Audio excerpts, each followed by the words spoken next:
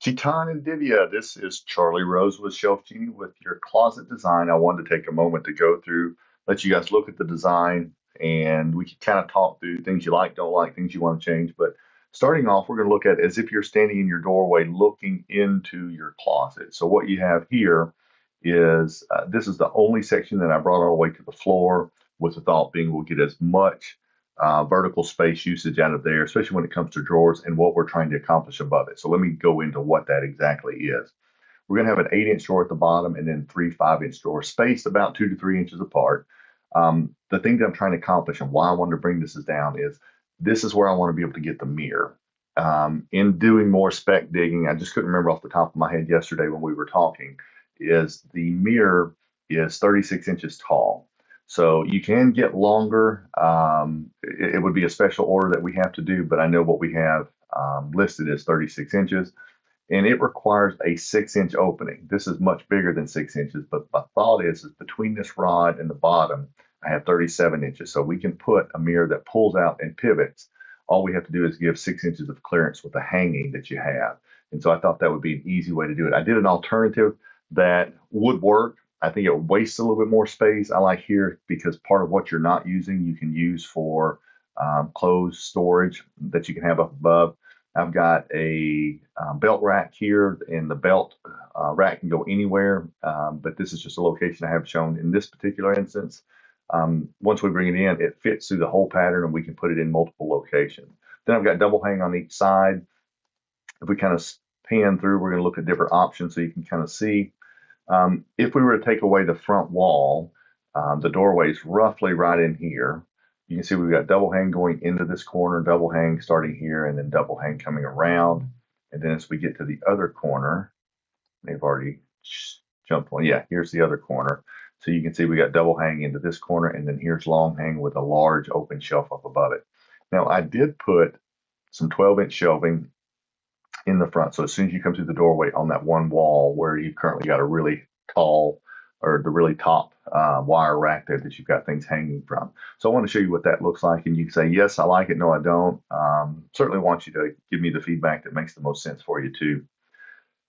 Then we'll look at this one. This is a 3D view, and you can see partially this is standing in the doorway, right? If we're looking around, this is the video that once I send you the link, you can take it to your closet space and look around. We've got the long hang here, the double hang that goes in behind this one. And I'll show you once we slide over to that corner in just a second. But here's all the double hang.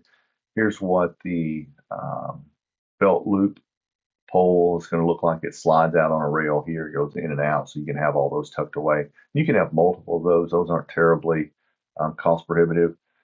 And then it doesn't show it here, but this is where I had in mind the mirror sliding in and out. It is a little bit of a complex mechanism because it's got a metal frame behind it. It's not just simply a mirror. It's got 2 rails that slide out, and then the whole thing can pivot. And it used to have a locking mechanism. I assume it still does, but that's what that would look like. Then you've got the drawers below. Here we get into the double hang all the way around this corner. I didn't do anything here. Obviously, that's where the door swings back into. So you can see how the double hang goes back into that space. You'll have a continuous shelf here. This is not one piece, just so you know, this connects into it. We can make it where it's one piece all the way around through here.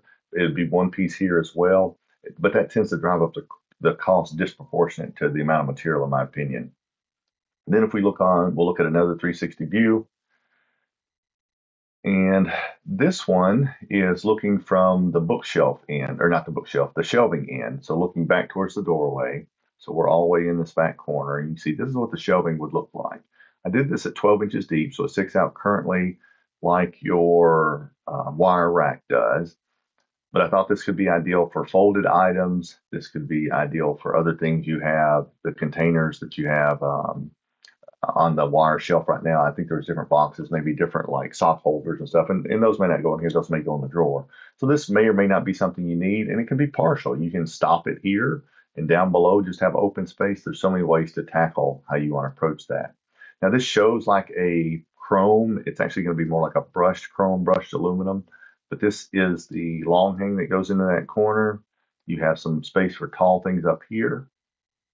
This is how the double hang looks in that corner. You're going to have that continuous shelf through, double hang at the bottom, and then this is all double hang all the way up to the middle where you've got the mirror and the drawers. So we'll go to another 360 view from the other side. And this will show you, we can see the shelves a little bit there. Back in that corner, there's the long hang, the double hang. There's the shelves that I was telling you about. And we'll slide on to some more pictures. Here's a still shot looking at the drawers are pulled out, what this is going to look like standing at the right where the door hinges in that opening, looking back to your left. And here's one if you're standing back in that far corner, looking out towards the doorway and the shelving. Again, this is the front doorway looking into that. And then this is where I was telling you about if you take off the front wall, what this is going to look like. So this gives you an idea. I just want to see, is this the right direction? Is this what you guys want to do? Are you envisioning something else? Are we way off base? Are we close? So look at the design. Let me know what you like. I can share if you like what it is. I can just send you the cost on it. But I like to get the design somewhat honed in because changes in the design can have a pretty dramatic impact in cost. So I don't want you to get caught up on the cost just yet. Let's make sure the design is heading in the direction you want it to go. Then we can worry about the cost and get hung up on that if you want. So, but take a look at this. Let me know what you think. I certainly appreciate your time yesterday. Enjoyed chatting and meeting you both.